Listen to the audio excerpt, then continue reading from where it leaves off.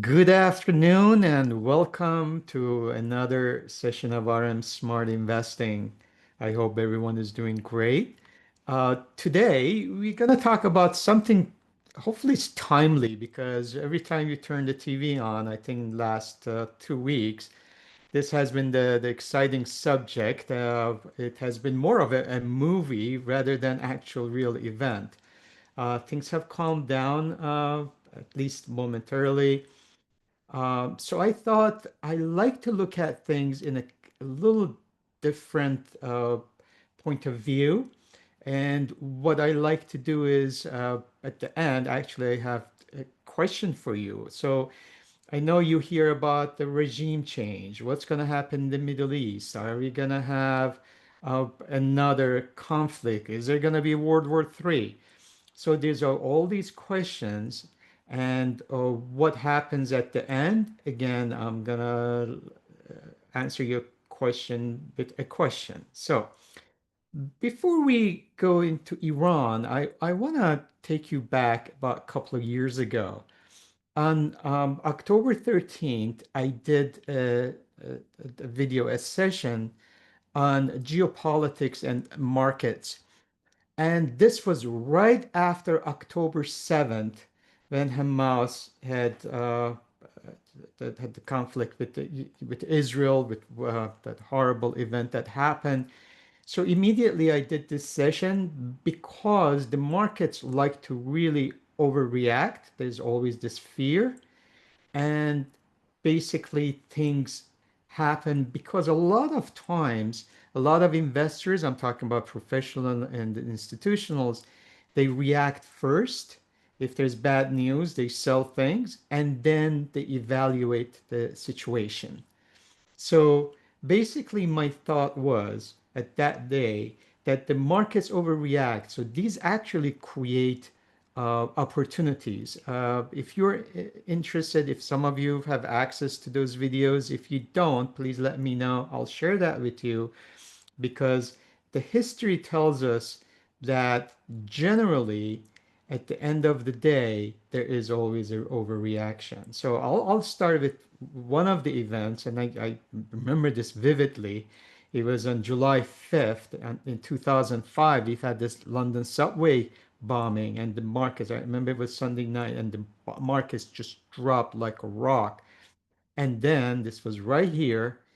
And then on Monday you come back and you look at the markets as if nothing has happened, and you can see what happened towards the next few days. The markets went on very nice ride, and it was as if nothing had happened. The same thing happened when we had the October 7th in 2003. The markets reacted, they went down. We've talked about technical tools. Look what they went. They went to just a 50-day moving average, and this is right toward end of October, and this is what the markets did after. And we're still continuing with the conflict in the Middle East. We're still continuing with October 7th and Israel and Hamas and the Palestinians. And this is what the market did. And then the same thing with I looked at this is the Israeli stock market. Obviously, there was a big shock to the market, and look what happened middle of October. The markets reversed, and this is where we are today. As of now, the markets have more than up almost 100% since that day. So the idea is this, and I also bring it to our um, situation right now. 2 weeks ago to this day, it was Friday the 13th. On Thursday evening, our time, you could see that Israel started bombarding, and that the all the leadership, military leadership in Iran overnight they disappeared, that they were eliminated. And what happened? The oil prices, they just jumped, and that was the time I decided to actually short the oil market. And I've shared that with you through an email. Basically, this is what happened from technical point of view. I've had these resistance lines from months ago, and it went to the resistance. And after that, whatever the talks were, well, let's have a ceasefire. Let's bombard the nuclear plants and get rid of them. Well, the markets basically eased off, and look where they went. We closed our position, they went to the support, and now that's where we are. We had a little bounce from this line. The bottom line is this. Anytime you have generally these major events, it's all about the fundamental economy. So I put down is economy, economy, economy.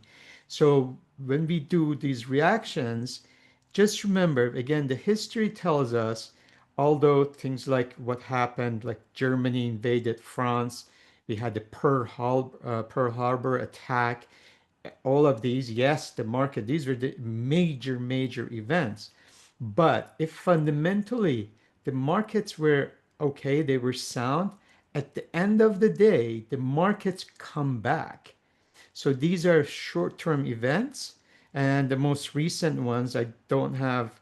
Again, this was in 2022. This analysis was done, but even the Russia when it invaded Ukraine in February of 2022, of course it was big sell-offs in the markets, and 2022 was not a pretty year for the markets. Average investments were down globally 20%. But the main, again, catalyst for that was that the central bank in the United States decided to increase the rates. So there was a fundamental reasons for that. So the way we looked at this is when the markets continue going down, is mainly because there is a horizon of a recession or slowdown in economy. So it's not just because something major has happened, that means that the markets are going to be down for a long time. So it is something that I wanted to start with. So hopefully that gives you a little heads up as far as how the markets work when we do have these, again, we have these conflicts, these geopolitical events. So uh, that will bring me to Iran, which is my home country. I remember that vividly as a young man, and when I came to United States to study, actually I was in high school, and it was in 1970s. So let's do a little dive in. This is Iran. It is from geopolitical point of view, it's one of the most important strategical place in the world. We have Caspian Sea to the north, and we have, again, these are old Soviet Union republics, the old ones, and now they're all mostly independent countries. And then on the south, we have the Persian Gulf, we have the Gulf of Oman, and we have Strait of Hormuz, which 20 to 25% of the world oil and goes through this strait. So a lot of countries around the globe depend on this. And this is really a bridge between north and really south in a way. So it is very important country. It is, as far as when we look at the population, it's the second largest in the Middle East. After Egypt, Iran has a population of 92 million. Now, I want to bring the attention to like United Arab Emirates its population is 11 million, and country like Qatar, that these are the two big ones you keep hearing, right? The beautiful we look at these beautiful buildings and the, it's just it's almost like a Vegas and Disneyland for adults in these countries. And Qatar is a population of 3 million. From the area point of view, after Saudi Arabia, Iran is the second largest area, and it is, based on who you talk to, 17th or 18th largest country in the world. So let me take you to the history. Let me show you when I grew up as a teen. How was Iran in 1970s? And where are we now? This is 1970s. I want to emphasize more on Iranian women because there's a big contradiction and contrast when you look at women in Iran with the, again, hijab. They cover their hair and their body. This is University of Tehran, which I was there actually about 6 months ago. And these are the students. This is how they looked. This is 1970s again. Remember that. These are high school students. This is what they were. And these are the little march playing music. And this is 1970s. I never forget. I mean, when I was in high school, one of the places my friends and I would love to go was Kentucky Fried Chicken. There was no McDonald's or anything, but there was Kentucky Fried Chicken, and I still can taste it the way it was. The hobbies, these are again in 1970s. This was Iran. This is looks like in front of a mosque, but these are the boys and girls together. It was a pretty open society. You look at the buildings. This is again 1970s, and this is how Tehran looked. So I want to take you back in the history and look at Qatar in 1970. This is Qatar. This was Qatar then. This was, and then it grew up late 1970s, and this is Qatar now. I was in Doha just again in December. It's just unbelievable. You still get the desert, the sandstorm, you still see that, but the buildings are so unbelievable. When you're on the plane coming down, you can actually feel it that how unbelievable growth has been. How about Dubai in 1970s? This was Dubai, and this is in 2022. This is now. This was Dubai in 1970. This is where it is now. If you are a Mission Impossible fan, you can appreciate, all the Sirhan's, all those skyscraper moves and all that. So on top of that, I want to take you to Karakoy, Istanbul. This was a neighborhood, in the major neighborhood in Istanbul. This is how it was. If you're a James Bond fan, you could actually relate to Istanbul, and this is the same neighborhood now. And Istanbul also has grown tremendously. I remember in 1988, I visited Istanbul Stock Exchange. We call Istanbul Bursası, which is the Bourse of exchange. And I went back, and then in 2009, I was invited to go, and it's just unbelievable. The amount of growth is tremendous. Almost 70% of the investments in the stock market comes from the European pension funds and the European institutions. So it's amazing growth in Turkey since again late 1970s, 1980s. Talking about economy, let's look at Iran. When we think about Iran, believe it or not, Iran is the third largest uh, as far as the production of the natural gas. This is just production. When it goes to reserves, Iran is the second largest after Russia, has the second largest reserves of gas, natural gas, which is clean energy. And yet, when I was in Iran, they had the shortage of um, fuel and gas, and we will have the 2-hour blackout.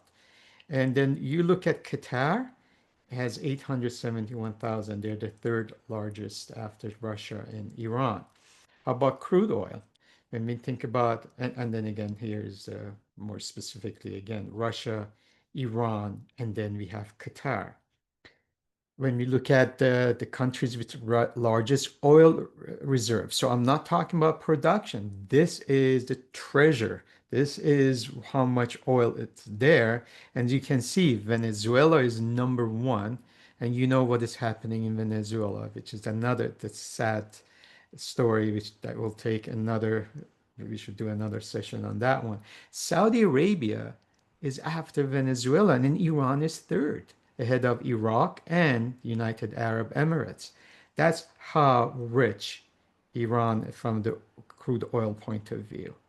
So I talked about Qatar. Let's take a look at Qatar and where it was from the GDP, which is like the bloodstream of economy of any country, which stands for gross domestic product. It's the production of internal and external of a country based on manufacturing, based on again, it's on exports, imports. It's based on the services they provide. This is where Qatar was in 1970s, close to zero. And you can see gradually started moving, and then we had this huge move, and it goes. This is as of 2010.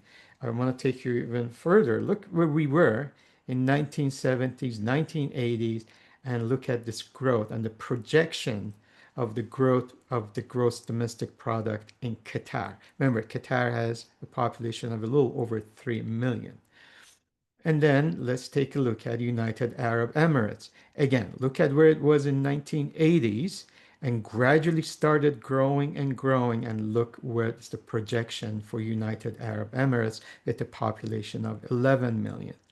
This was in Iran in 1970s during the Shah's time. Look at the production. We went from 2000, this is in 2010 US dollars, GDP per capita per member of population to over 7,500. $1, remember when I came to United States, $1 was equal between 6 and 7 to 1. Remember, the currency of a country shows the strength of that country and its competitiveness around the globe. So it was 1 to 6 or 1 to 7. Today, we went to 1 to 105,000 today with all the stability. $1 is 83,000 to 1. So that shows the strength and or the weakness of what has happened in Iran's economy. So let me compare where we stand as of this moment. First of all, when we look at the annual GDP of Qatar, with the population is 1/30th of Iran. It at $213 billion as of 2023. As of 2024, Iran's GDP is at 401 million, not even double, with a 30 times the population, being the second or largest reserve in gas, being the third largest reserve in crude oil, with all uh, the location, the strategy. They have so many other things from copper to rare earth to any type of minerals you can think of, any type of climate you can think of. The education is one of the highest, very educated population. Yet, what we see, the GDP per capita is at $4,430 compared to $69,000. As of actually today, it's actually $71,000 in Qatar. Remember where Qatar was in 1970s. Compared to United Arab Emirates, Iran being at 501, United Arab Emirates in 2023, its GDP was at $514 billion. And their per capita was at 48,000 again compared to 4,400. I want to bring this, when you think about GDP and at 401 billion, Iran is less valued than Walmart, Aramco, the largest oil company of Saudi Arabia, Amazon, of course, Apple, Microsoft. So here is this rich country being actually, for whatever reason, and I don't want to get into the politics of it at this time, but whatever reason is being one of the poorest. So here's the things we want to consider. What happens if Iran is stabilized? Right now, there's a talk, well, the mullahs, the clergy in Iran, they're the weakest point I've ever been in past 46 years. Will there be a regime change? Are they ready for uprising? They've been unfortunately put down pretty rapidly. I was in Iran in 2009, and that was the Green Revolution, and I was right in the midst of the whole thing. And they will be these um, uh, the, the people in the like on a bike on a motorcycle, and they would go around with chain and just hit the people, breaking the masses, the protests. And majority of these people, or almost all of them, were not Iranians. They had come from Syria, they were from Hezbollah in Lebanon, from Iraq. Now they're not there anymore, and they would speak Arabic. So what happened was they're not there. So there is that hope that maybe things will change. But as I mentioned, my goal for today's session was not looking at the the politics of inside Iran. Will there be a regime change? I'm gonna uh, ask you a question again very shortly, looking at a different angle. So, first of all, stabilize Iran. The Iran of, remember, we were in the 1970s. It can become a major trade hub connecting Central Asia, Turkey, and Caucasus, and the Persian Gulf. As I mentioned, it is in an unbelievable position strategically. Number two, there are projects like Chahbahar Port, which may rival Dubai, so Dubai's Jebel Ali, as a logistics center. It can be a great, again, talking about the hub. If Iran is free in many ways economically, is open, Iran would compete for the foreign direct investments. I've talked about many managers. I have a lot of friends in especially in emerging markets, and we call them frontier markets. They love the story of Iran. Again, educated population, is a very rich country from natural resources. Again, it's very self-sufficient from the food point of view. It has access to waterways. So there will be immediately a lot of investments going to Iran. And I have to tell you, there are a lot of successful Iranian business people, investors. There are, whether you think about Uber or you think about Google or Facebook and Microsoft, there's a lot of influence, a lot of multi-billionaires who are Iranians, and they would love to go back to their country and they can invest at no time. Right now, everybody's hesitant, obviously. So that's something also I want you to think about. And then the Iranian tech, mining, the tourism. Before the Islamic Revolution in Iran, we had over 1 million tourists because it's such a historic, you think about Persian Empire, there were so many people who come. And we had, again, it was a huge a service sector and agriculture. I mean, we got everything and they have been untapped. They've been really killed, and we don't get as many, obviously, tourists not close. So here is, I have a question for you, and this is something I want to think about. Despite what you see on TV, and everybody's a pundit, everybody's looking at, the things that from their point of view. If you're Qatar, if you're Dubai, if you're Turkey, if you're Saudi Arabia, if you're Bahrain, if you're Oman, would you like to see a successful Iran? So I leave it at that because, again, we look at things from, I think, from the two-dimensional, even single point of view on things. So all the 46 years that we've had the Islamic Republic in Iran, has that hurt the countries in our neighborhood, or has that created this economic certain, and it has created this unbelievable phenomenon that now countries like Dubai and Qatar, they're not depending, including Saudi Arabia, they don't depend on just the oil and energy sector. They have a thriving financial sector, whether it's the real estate or banking, and they have service sector. So would this be a threat?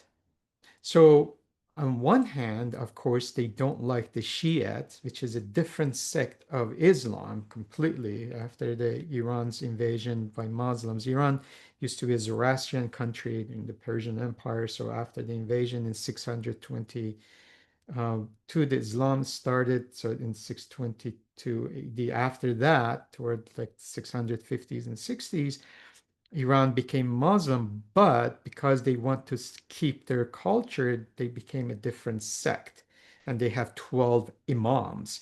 And after that, there has been this conflict between all the other countries in the Middle East that there are Muslims or there are Sunni, which they have maybe 70 sects themselves, but and Shiites. And Shiites, you will see Afghanistan and you will see Lebanon and Iraq.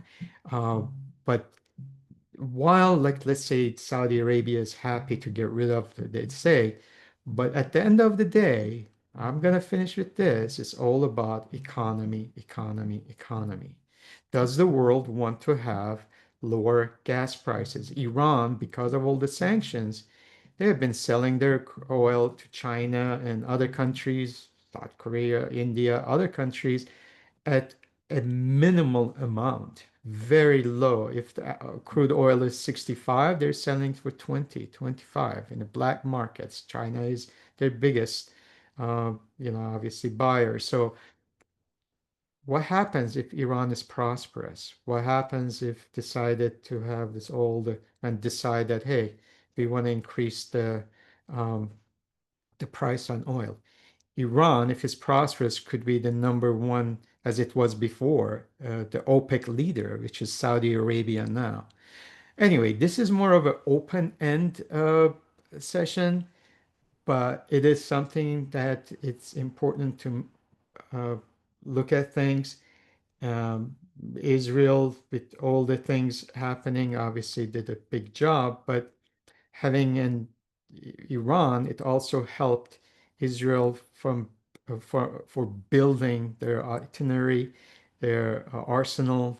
They have a great defense, so they put a lot of obviously budget towards that. So just because everybody loves peace, that doesn't mean the economy wants to have that. So, with that in mind, I'm gonna stop our recording.